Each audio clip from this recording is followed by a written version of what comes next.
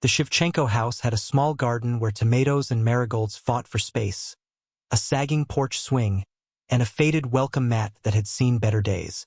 Ivan worked as a foreman at a construction company and returned every evening with the dust of the site still in the creases of his clothes.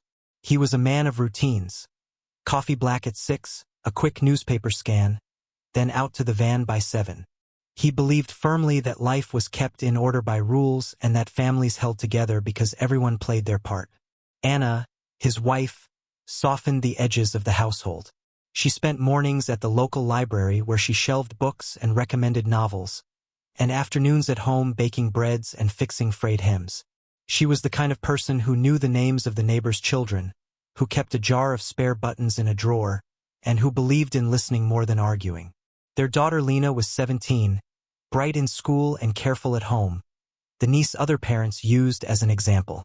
She had been the family's easy joy since she was small, the child who could recite poems and make paper cranes. Neighbors called out to Ivan with pride, telling him how well his daughter behaved, and he would puff up with a sort of private pleasure that was tightly woven with pride and expectation. In quieter moments he said, sometimes with a laugh, sometimes with a warning, that he expected Lena to be the one to make life better for the family, to study, to marry well, to uphold their name. Lena tried hard to match his hopes. She studied, she helped, and she smiled at visitors with a calm that never revealed how often she replayed private worries in the dark. Then, in the space of a few months, something shifted. Lena changed the sweaters she wore, trading fitted shirts for loose, baggy layers. She stopped going to the Friday group at the library and began saying she had headaches. Anna noticed smaller things first. The way Lena paused at the staircase and put a hand to her middle as if testing for strength. The way she lingered by the window, watching the street without joining it. Anna told herself it might be exams. She told Ivan that their daughter needed rest. Ivan said she was growing up and would learn responsibility by her mistakes. But Lena had a secret that did not fit the neat boxes of their explanations. She had met Mark at a cafe where he studied evenings, a young man 2 years older, easy with jokes and steady with attention. They walked in the park, they shared cheap burgers, and then later, when lights were dim and the world felt manageable, they shared more than words. Lena told herself she was consenting, that she was ready, and then discovered the sudden, quiet fact of a pregnancy when a test in the small apartment bathroom showed 2 clear lines. Her heart thudded, then fluttered with a combination of fear and impossible tenderness. She could not tell Ivan. She could not tell Anna. She wrapped herself in secrecy like a poor cloak and hoped it would keep the cold away. Anna handled the sudden weight of knowledge the way someone carries a fragile vase that belongs to someone else. She balanced it carefully, whispering reassurances to herself she did not entirely believe.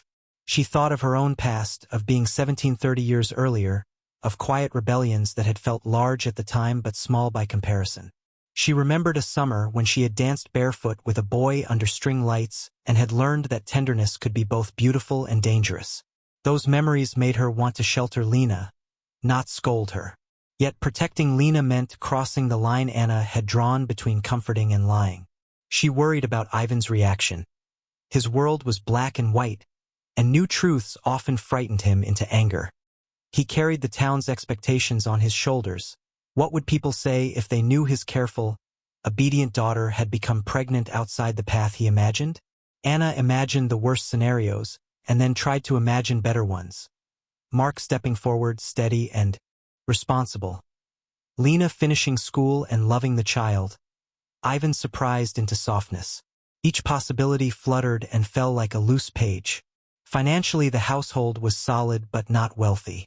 There were savings tucked in a shoebox that Anna used for small emergencies and a modest pension Ivan planned to rely on in 10 years. A new baby would shift the fragile arithmetic of their plans. Anna also considered the small kindnesses that mattered. A warm sweater at night, a steady hand when a child had a fever, and the way Lena's laugh could fill the kitchen. She thought of Mark, of the young man's voice softening when he spoke of dreams, and Anna felt a complicated mixture of sympathy and fear. Lena had always been clever enough to keep secrets. She had a private steadiness that surprised Anna when they packed lunches at dawn. But secrets had their own gravity. They changed how a person moved through a home, how they avoided eye contact at breakfast, how they smiled in a way that did not reach their eyes. Anna realized, with a slow, deep ache, that the house would never return to the exact pattern it had before. She imagined the small rituals of the morning. Ivan's kettle, Lena's careful folding of napkins, the dog Rex circling for scraps, and understood they would persist but feel altered, like familiar furniture moved a few inches. She resolved to keep the immediate hurt from becoming a lasting rupture. For now she would be a quiet guardian of the truth, and when the time came she would try to steer everyone toward the gentler path. This decision was not a plan so much as an act of hope, an attempt to gather the family in a soft net before the world pulled at the edges too hard.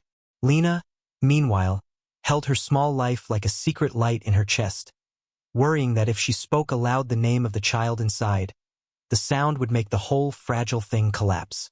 She imagined Ivan's disappointment, the ripple of neighbors' tongues, the possible scorn. Yet she also felt the faint, stubborn flame of a different future. A child she might cradle, a person she might love, a reason to stand taller despite the storm she could already feel coming. The house at the corner would hold its breaths for a while longer, waiting for the slow unraveling of what people call ordinary life. That evening, after the dishes had been cleared and the house settled into the soft hush that comes after a storm of small tasks, Anna asked Lena to sit with her on the faded couch. The living room lamp fell in a warm pool around them. Anna's hands trembled as she folded them in her lap, and she chose her words like someone arranging fragile glass on a tray. She spoke in a voice hoarse with care, telling Lena she had seen the shape at her waist, that she knew there was a child.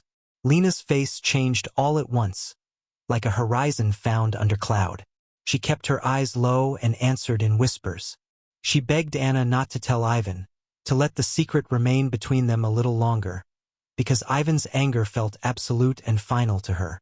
Anna listened, and for all the years she had been a keeper of quiet truths, she could not quite decide whether to shield Lena from the blow or to hand the news to Ivan and demand honesty. She remembered her own mother, who had once said that secrets grow like weeds when watered, and she considered the weight of that old truth.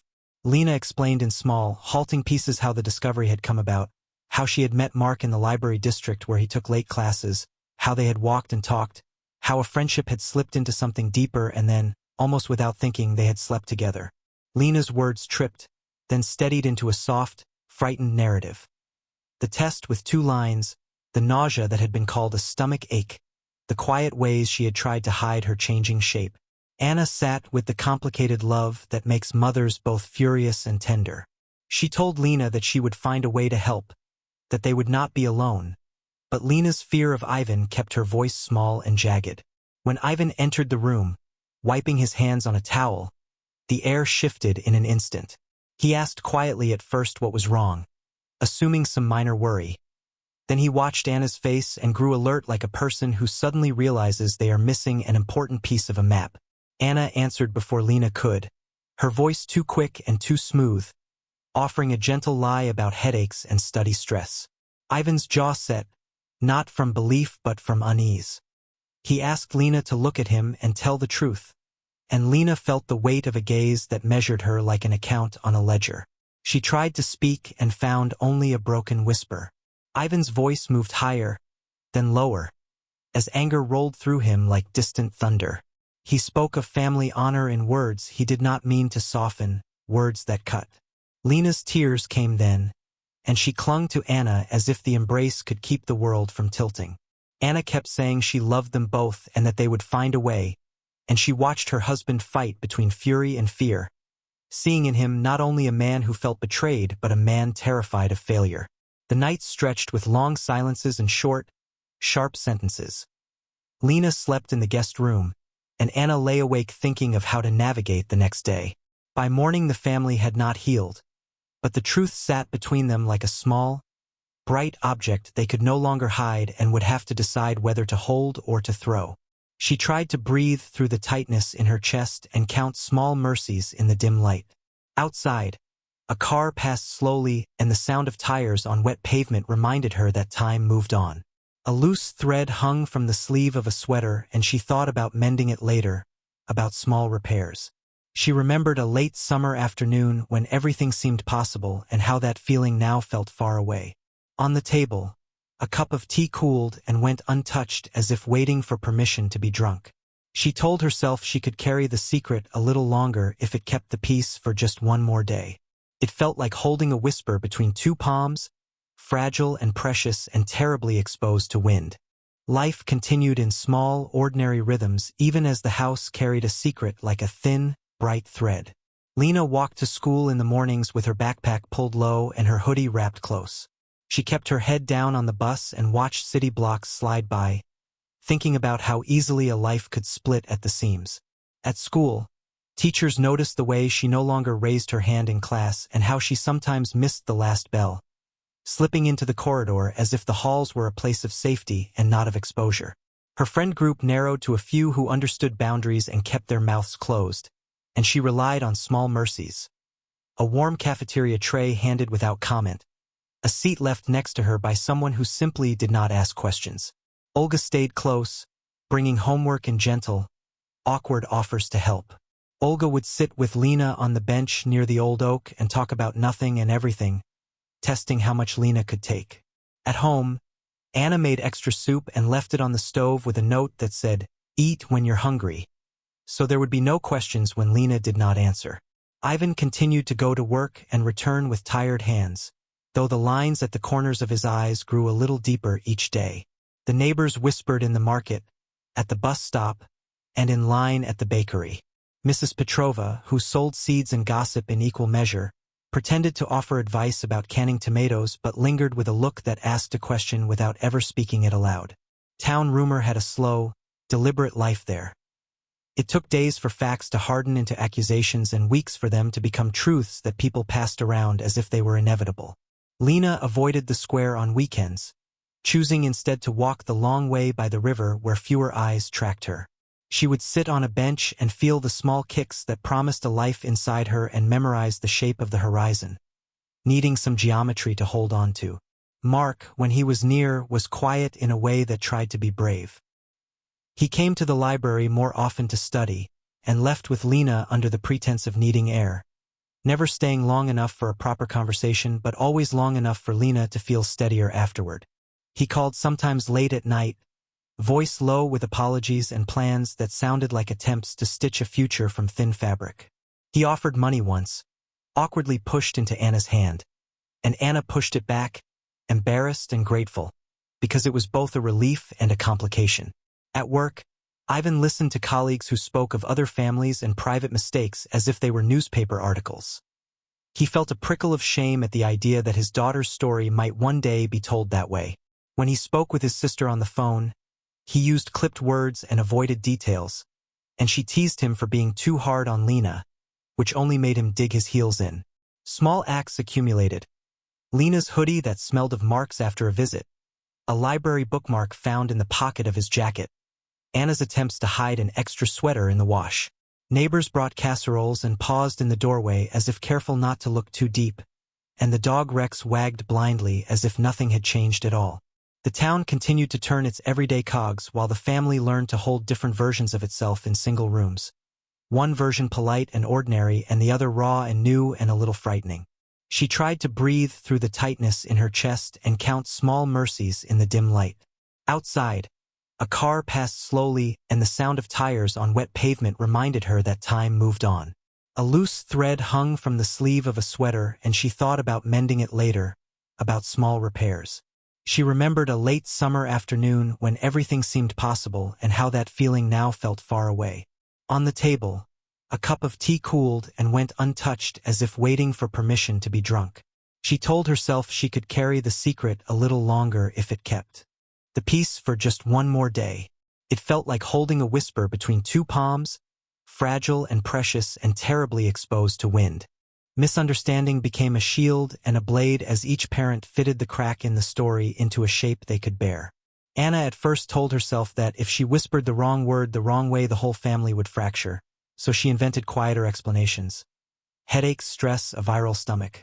She watched her husband for signs that he believed her and found relief in his acceptance of the smaller lies, even as that relief tasted like ash. Anna imagined that if she could hold the truth inside her long enough they might plan for it, then face it with a strategy and a kindness that would shelter Lena. She entertained benign errors. Maybe Lena had been sick. Maybe a boy from school had frightened her and the belly was a coincidence.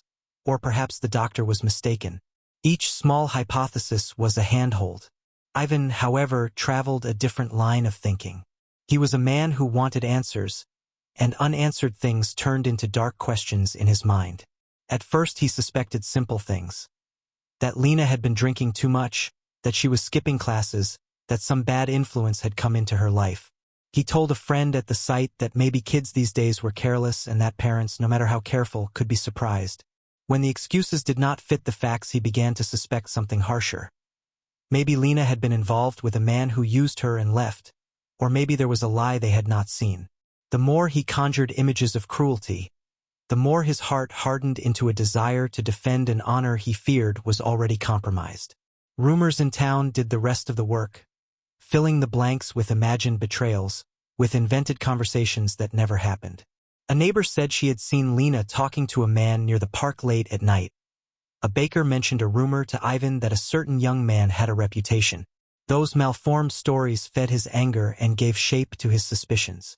Anna tried to push back, to insist that no one should be judged by talk and that truth demanded patience. But each plea sounded like a plea for mercy to a judge. In private, Anna weighed the possibilities, thinking through outcomes with an almost clinical calm that frightened her. She rehearsed the words she might say to Ivan if she could turn his wrath into care. She thought of different endings. Known father stepping up, Lena finishing school with support, a neighbor who would help watch a child while she worked. She imagined the worst. 2. Public shame, Ivan's cold shoulder for years, or an ugly confrontation in the street. Dramatic versions of the truth took on lives of their own. She pictured Lena broken and Ivan vengeful in scenes that felt like films where edges were sharper and wounds deeper than real life. Those melodramas let her sit with the fear in a manageable way, as if she could rehearse it and so avoid catastrophe. Then reality intruded in small practical ways. A school counselor asked for a meeting. A neighbor offered clothing with eyes that asked questions without words. A medical appointment reminder slipped under the kitchen door. Anna could no longer sustain the graceful fiction, and Ivan's suspicions found purchase in daily details. The false tracks that had seemed to protect them began to sag under the weight of small, undeniable facts, and the family stood on a ridge from which all sides seemed to tumble toward different kinds of danger. She tried to breathe through the tightness in her chest and count small mercies in the dim light. Outside, a car passed slowly, and the sound of tires on wet pavement reminded her that time moved on. A loose thread hung from the sleeve of a sweater, and she thought about mending it later, about small repairs. She remembered a late summer afternoon when everything seemed possible and how that feeling now felt far away. On the table, a cup of tea cooled and went untouched as if waiting for permission to be drunk. She told herself she could carry the secret a little longer if it kept the peace for just one more day. Felt like holding a whisper between two palms, fragile and precious and terribly exposed to wind. The breaking point came like the crack of a tree limb under snow. Sudden, loud, and with an echo that left the house hollow. On a Sunday morning, Ivan walked into Lena's room planning to fix a curtain that had been loose for days. The sight of her sleeping with her sweater pushed aside and the undeniable curve of her belly stopped him in his tracks. Color fled his face and the world narrowed to a single, sharp focus. He called Anna with a voice that shook, demanding explanation. Anna tried at first to soften the shape of the news, to lead with facts and not with accusation, but Ivan was already set against the idea of having been kept in the dark. He felt betrayed in a way that turned the fear inside him into fury. He slammed doors and left the house, walking the streets with his hands dug into the pockets of his coat like a man who could not find his balance. Days passed with him coming back late at night and leaving early in the morning. He began sleeping on the couch and took to avoiding Lena's room entirely. The distance robbed the house of ease. Even meals felt like something to get through rather than enjoy. He demanded to meet Mark. The first meeting was a raw, staged theater of emotion. Mark arrived young and unsteady, clutching his jacket as if it were a shield. He spoke with simplicity, offering apologies and promises. He said he wanted to take responsibility and intended to be present. Ivan listened and then exploded in anger, a dangerous, flaring thing that seemed to come from a place of fear more than malice. Words were thrown that neither side would soon forget. Mark tried to explain that they had not planned this and that fear had frozen him into silence. But Ivan's mind pictured public shame and a ruined future. Neighbors could hear the argument through thin walls.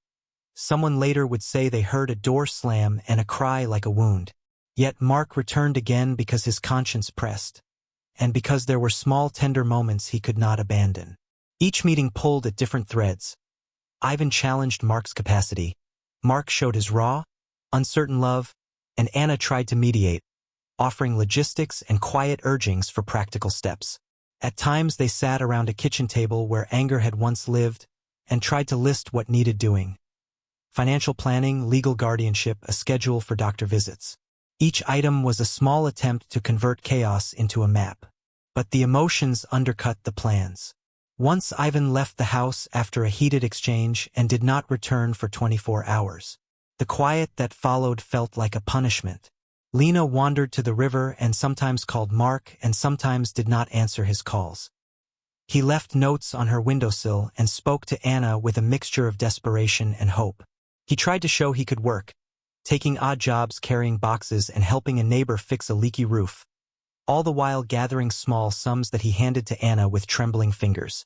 Sometimes his presence softened Ivan for a brief hour. Other times it reignited rage. The town took sides in small ways.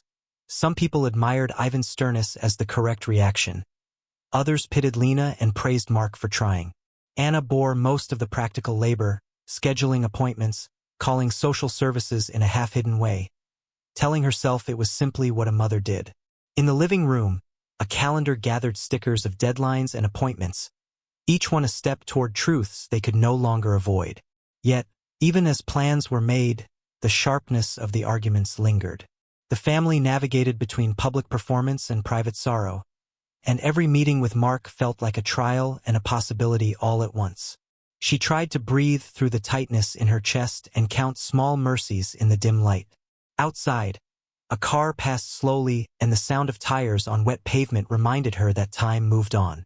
A loose thread hung from the sleeve of a sweater and she thought about mending it later, about small repairs. She remembered a late summer afternoon when everything seemed possible and how that feeling now felt far away.